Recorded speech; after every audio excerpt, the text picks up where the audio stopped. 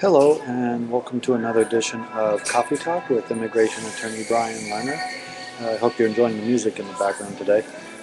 We're talking some more on PERM and the job description and the prevailing wage. Now, what is the prevailing wage? Because without the proper prevailing wage, the PERM will be denied. You'll never be able to get the petition to go through. It'll all be denied. The prevailing wage is basically what the United States will pay a person doing that job position at that location, a normal wage for 40 hours per week.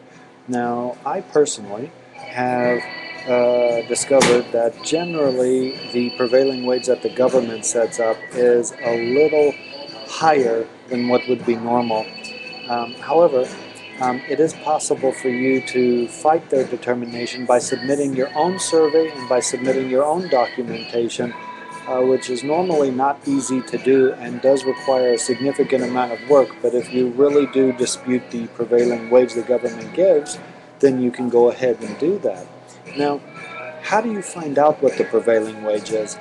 Well, it used to be that you would, complete certain documentation, send it to the SWA, which is the state workforce agency or local or state government agency that handles the job development. However, now it's all centralized within the Department of Labor, and it can all be filed electronically. It's really very nice. So it's known as ETA 9141. That's the form. And you get together the job description, the minimum education, the special requirements for the particular job.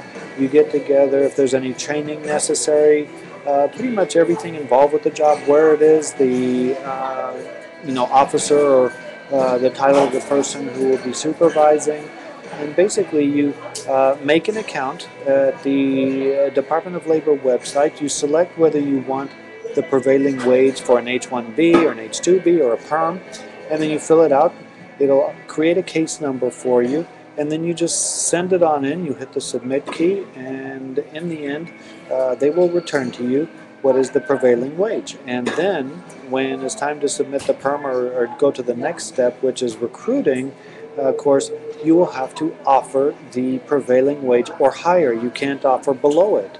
It used to be you could offer 95% of it under certain circumstances, but now it will be 100% of the prevailing wage, and that's what's required. So again, no matter where you are in the country, you can start your own login to the DOL website for the prevailing wage and wait for it to come back, and then you can proceed forward. Okay, more in the coming videos.